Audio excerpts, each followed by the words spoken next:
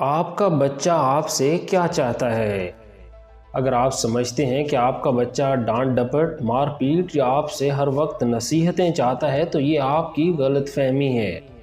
آپ کا بچہ آپ سے اعتماد چاہتا ہے۔ کم نمبر آنے پر ڈانٹ ڈپٹ اور مار پیٹ سے پرہیز کریں۔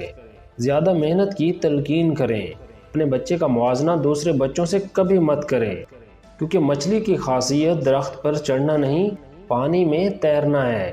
اس طرح ہر بچے کی اپنی صلاحیت ہوتی ہے، انہیں اپنے آپ میں منفرد بنائیں۔ اپنے بچے کو کاپی کیٹ مت بنائیے، اسے منفرد بننا سکھائیے۔ بچے کو یہ مت سکھائیں کہ آپ ایک بڑا ڈاکٹر کیسے بن سکتے ہیں، آپ ایک بڑا انجینئر کیسے بن سکتے ہیں، آپ ایک بڑا لکھاری کیسے بن سکتے ہیں، یا آپ ایک بزنس ٹائکون کیسے بن سکتے ہیں، بلکہ اسے یہ سکھائیں کہ آپ جو بھی بنے اس میں بہترین کیسے بن سکتے ہیں۔ اگر وہ آسمان میں اڑنا چاہے تو اس کے پر بن جائیے، اگر وہ پانی میں تیرنا چاہتا ہے تو اس کو تیرنے دیں۔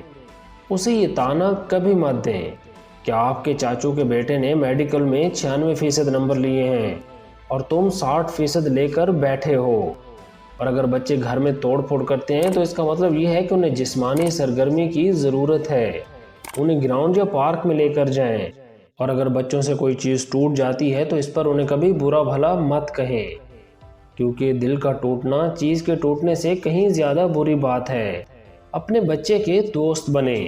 والدین اور اولاد کے درمیان کمیونیکیشن گیپ کی وجہ سے کتنے بچوں نے خود کو تباہ کر دیا ہے، اور والدین نے اس بارے میں کچھ بھی نہیں کیا، بلکہ الٹا اولاد کو مورد الزام ٹھہراتے ہیں کہ اولاد ہی نافرمان ہے۔ یاد رکھیے، فرما برداری ایک الگ چیز ہے اور اولاد سے دوستانہ رویہ ایک الگ بات ہے۔ اس لیے خدا را اپنی اولاد کے دوست بنیں۔ پاکستان پائندہ باد۔